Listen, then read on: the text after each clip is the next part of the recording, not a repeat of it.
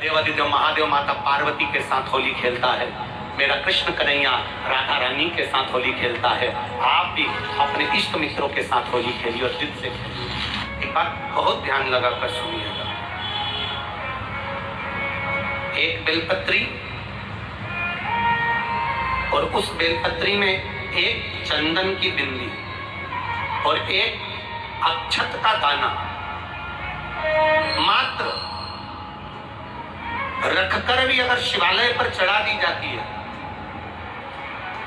एक बेलपत्री, एक चंदन का बिंदी और चंदन फिर निवेदन करेंगे। आज के जमाने में तुम लोग सब घिसा घिसाया पड़ा पड़ाया डब्बी का सामान ले लेकर रखो, नहीं, चंदन की मुठिया रखो, थोड़ा सा भी घिसो, जरा सा भी घिसो, उसकी एक बिंदी और एक चावल का दाना जब हम भगवान देवादिदेव महादेव को समर्पित करते हैं, अपनी कामना कर समर्पित करते हैं, तो निश्चितता है कर भगवान उसका फल शीघ्र प्रदान कर देते हैं। भले आपने कुछ करा ना कर, उसका फल तुम्हें मिल जाए। शरीर में बहुत बड़ा रोग हो गया, छूटने को तैयार नहीं है, बड़े बड़े इलाज करवा लिए, बहुत दिखा लिया, बहुत सब दूर इलाज करवाया, सब दूर दिखाया, पर मिटने को तैयार नहीं है, तो फिर अबीर का प्रयोग, एक चावल का दाना, एक श्वेत पुष्प और अबीर भगवान शंकर को समर्पित कर धीरे धीरे धीरे धीरे शरीर का रोग अपने आप समाप्त होना प्रारंभ हो जाए। होली में मोटे मोटे डूंड जलाए जाते हैं।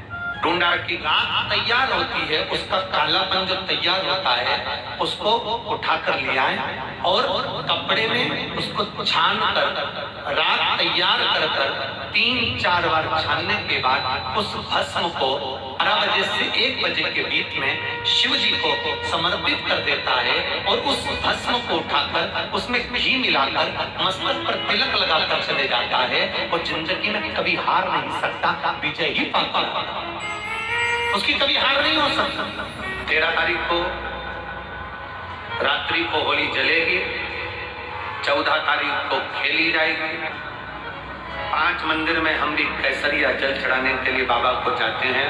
महादेव की होली सीहोर में मनाते हैं, वो 15 मार्च की रहेगी। सीहोर में महादेव की होली होती है, आप लोग आए हो कभी?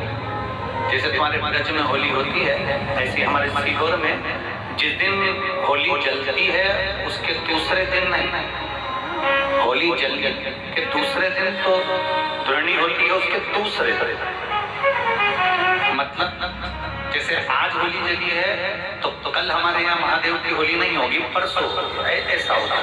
मतलब एक दिन बीच में छूटता है, क्योंकि उस दिन तो लोगों को सबके अपने अपने परिचितों के यहाँ जाना पड़ता है, कहीं कोई गमी में जा रहा है, कोई होली खेलने जा रहा है, कोई कुछ करने जा रहा है, तो उसके अगले दिन हमारे यहाँ महादेव की होली होती है। मैं सबसे निवेदन करूंगा, कभी मौका लगे तो हम सूचना देंगे आपको, सीहोर की कथा में बोलेंगे, तो कभी मौका लगे तो एक बार महादेव की होली खेलने के लिए आप सीहोर कभी मौका लगे, तुम ब्रज की होली तो बहुत खेले होगे, एक बार महादेव की होली खेलने सीहोर। हमारा कुबेरेश्वर बाबा भी होली खेलते हैं, ऐसा रंग में रंगता है कि वो फिर रंग कभी छूटती नहीं, एक ही दिन करते हैं वहां, बस एक तो कभी तो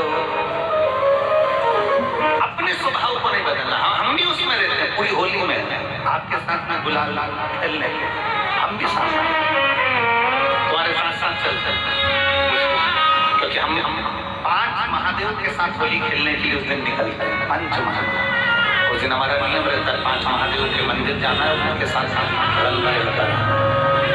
5 महादेव के साथ जो रंग खेला वो जिंदगी में पंचम इंद्रिय हो, चाहे वो कर्म इंद्रिय हो, चाहे वो ज्ञान इंद्रिय हो, चाहे वो मन रूपी इंद्रिय हो, ये सब भगवान के रंग में लगी रहे, इसलिए हम 5 महादेव के साथ होली खेलने के लिए उधर निकलते हैं। हमारे अभी आपको मौका लगे तो आप अंदाजा लगाना, जो सीहोर के आसपास में हो या आसपास रहते हो और छुट्टी मिल जाए तुम्हें होली के समय पर, तो उस समय पर स्मरण में जिस दिन होली जलती उस दिन नहीं, उसके दूसरे दिन भी नहीं, उसके तीसरे दिन शिव तत्व सुबह हम जल्दी उस समय 9 बजे होली खेलने के लिए बाबा के साथ निकलते। शिव तत्व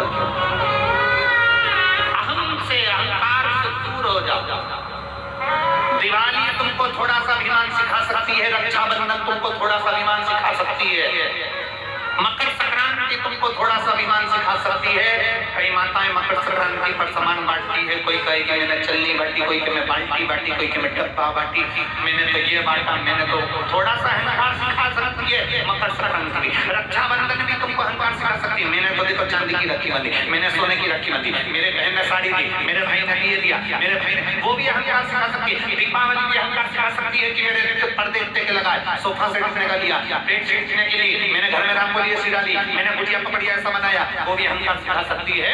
सारे के बारे में अभिमान सिखा सकते हैं, केवल एक होली ऐसी होती है जो अहंकार से भी सिखा सकता है। मालूम नहीं पड़ता व्यक्ति की शान क्या, सत्ता क्या, शोहरत क्या, कौन हो तुम रंग में डूबे हुए हो। बस शिव तत्व वही कहता है, इस महादेव के रंग में एक बार अगर डूब गए तो फिर तुम उस रंग में रंगने के बाद दूसरा रंग तुम पर चढ़ता नहीं है। निवेदन है, अगर किसी को कलर लगा रहे हो, रंग लगा रहे हो, या किसी को रंग में डुबो रहे हो, या किसी को रंग लगा रहे हो, तो हम जिसको रंग लगा रहे हैं इतना विचार जरूर करना कि इसके साथ जिंदगी में हम कभी अपना रंग बदलेंगे नहीं, इसको और गहरा करते चलेंगे। कलर लगाओ, खूब लगाओ, गुलाल लगाओ, खूब लगाओ, पर जिसको रंग लगा रहे हो उसमें प्रेम का रंग भी जोड़ो कि हम आखिरी तक ये रंग ना बदले, ये रंग ना बदले, ये रंग ना बदले। समय बदलता रहेगा, जीवन बदलता रहेगा, पर आज के मनुष्य भी अपना रंग बदल। होली आ रही है, लगी नहीं रिया की होली जैसा है। दिवाली आती है तो लगता ही नहीं कि दिवाली जैसा है, राखी आती तो लगता ही नहीं राखी जैसा है। सारे त्योहार फीके हो गए गुरुजी। हमने कहा त्योहार फीके नहीं हुए, त्योहार का कलर फीका नहीं हुआ, त्योहार का रंग फीका नहीं हुआ है, बस अब ऐसे कलर फीका नहीं हुआ, त्योहार का रंग फीका नहीं हुआ है, बस त्योहार वही है, गुलाल वही है, मिठाई वही है, गुजिया पपड़िया वही है, खुरमे चकरी वही है, पपड़िया वही है, गुजिया वही है, इंसान वही है।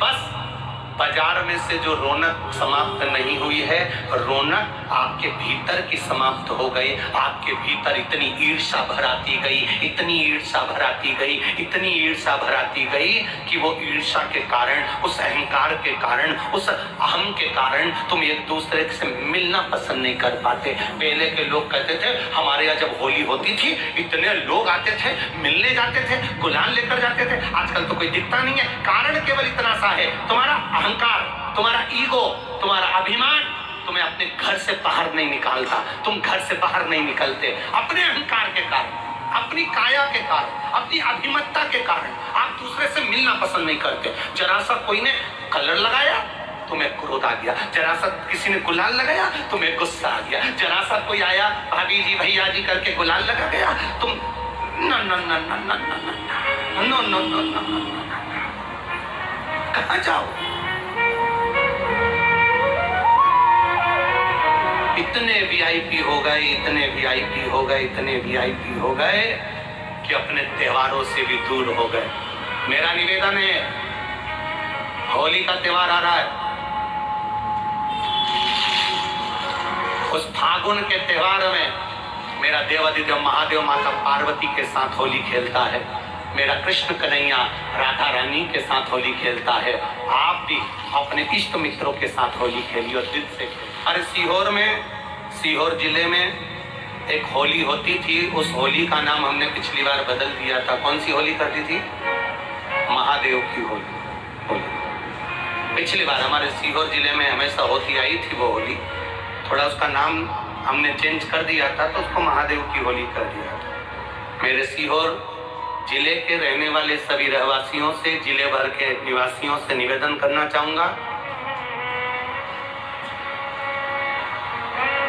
वो पुरानी होली को बंद कर महादेव की होली नाम दिया गया है। शिव मंदिर में जाना है, चंदन का जल शिव जी को 1 लोटा चढ़ाना। एक बात अपनी जिंदगी में उतार कर रखो, शंकर भगवान को घी का दिया भी लगाओ तो तुम्हारे घर में जो असली घी हो, थोड़ा सा भले एक पत्ती लगाओ, भले इतनी सी बत्ती जलाओ, पर असली घी जलाओ।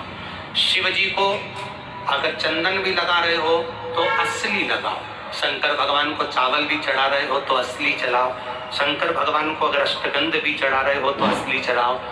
केमिकल का कोई चीज मेरे महादेव को मत चढ़ाओ जिससे भगवान शिव की मूर्ति नष्ट हो। ऐसी कोई चीज मेरे महादेव को ना चढ़ाओ।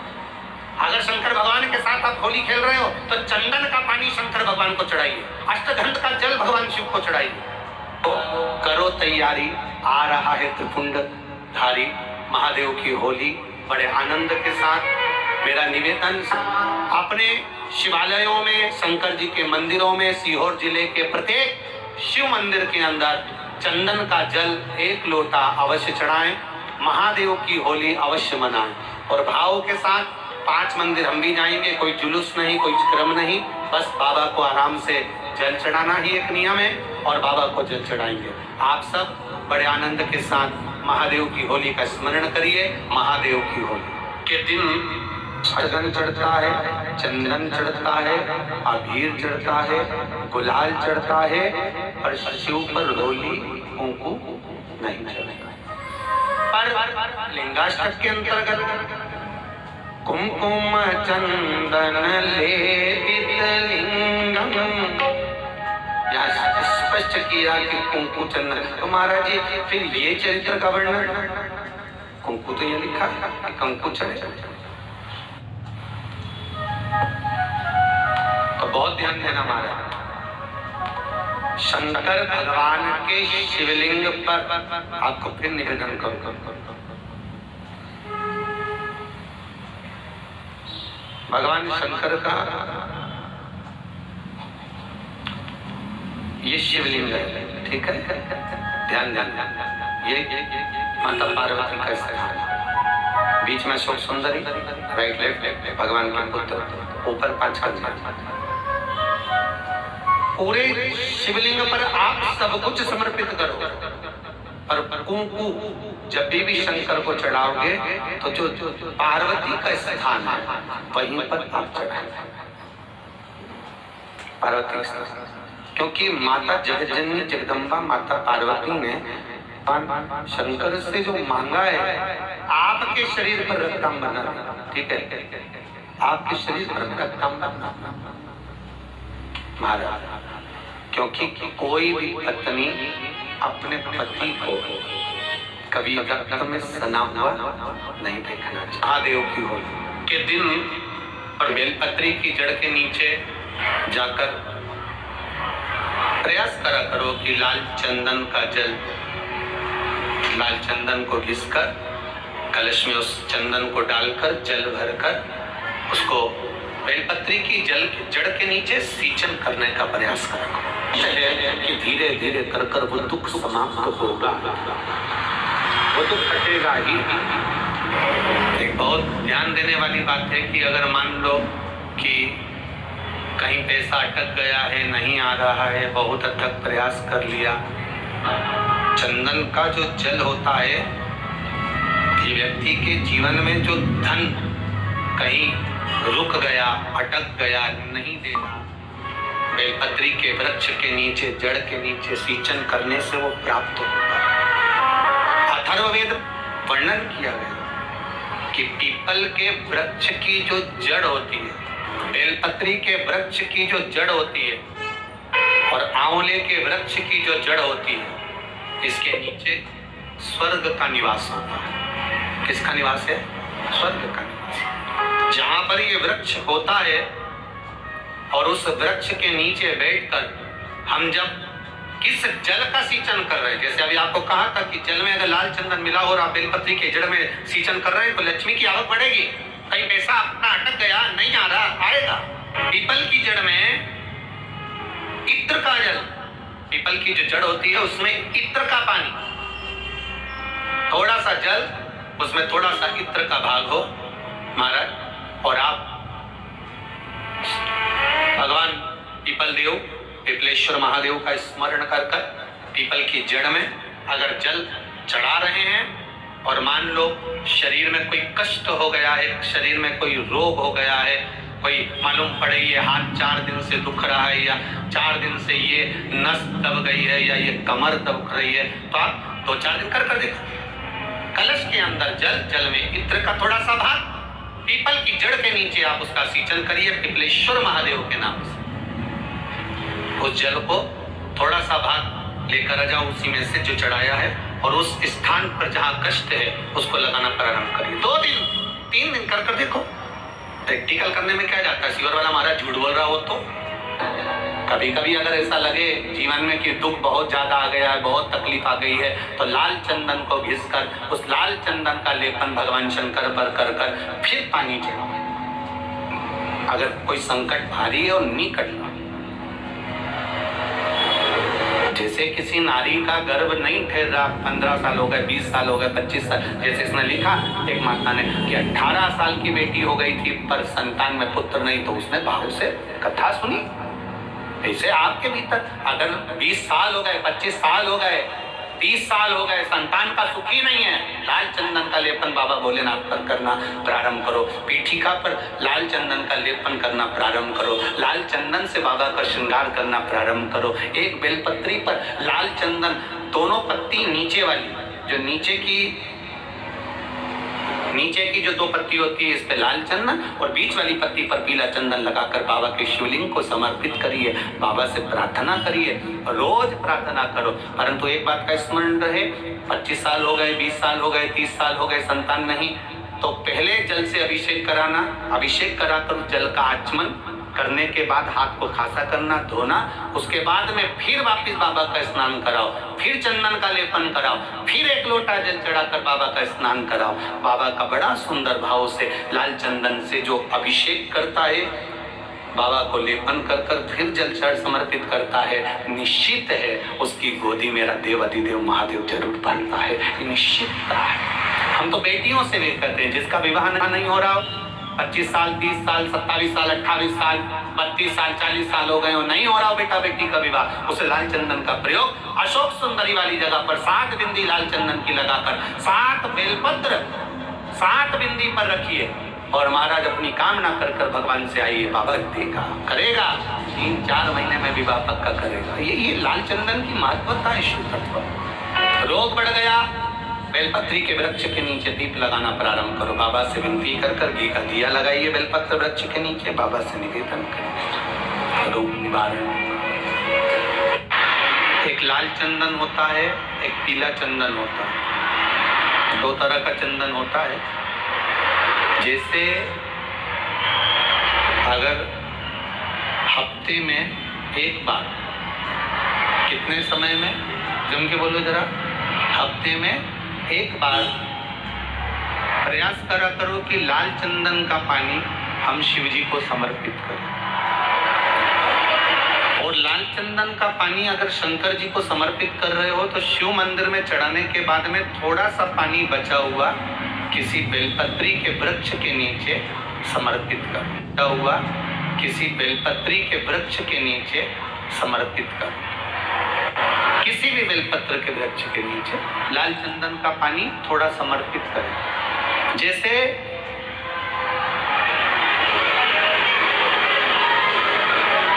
अगर बच्चों का विवाह नहीं होता है, शादी नहीं होती है, तो अपन लोग क्या करते हैं कि भाई एक बेलपत्री का जो पत्ता होता है, उस पत्ते के बीच वाली जो पत्ती होती है, उस पत्ती पर अपन केसर को घिसकर, केसर को घोलकर उस पत्ती पर अपन केसर का तिलक लगा देते हैं। और केसर का तिलक लगाकर जिसका विवाह नहीं होता, उसकी ये बीच वाली उंगली पर, ये बीच वाली पत्ती को अंगूठे से टच कर उसको रख देते हैं। उसका नाम और गोत्र बोलकर उस पत्ती को शंकर भगवान पर किसी भी प्रदोष के दिन शिव जी को समर्पित कर देते हैं। बस इतना याद रखें कि इस पत्ती का जो मुख है वो जलाधारी की ओर होना चाहिए। जब हम चढ़ाएं उस समय पर केसर का तिलक लगाकर अंगूठे से उसको टच कर नाम गोत्र बोलकर, जिसका विवाह नहीं हो रहा है, शादी नहीं हो रही है, शिव जी को उसे चढ़ा दो।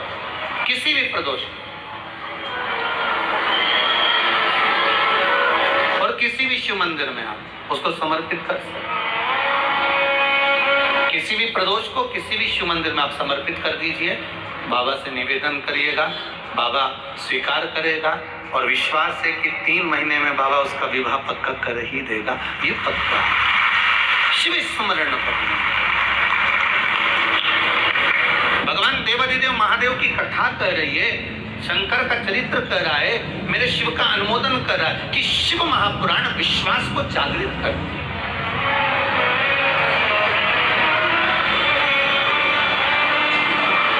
शिव महापुराण विश्वास को जागृत करने का कार्य करते हैं।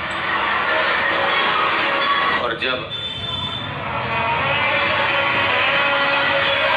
विश्वास की जागृतता हो, जैसे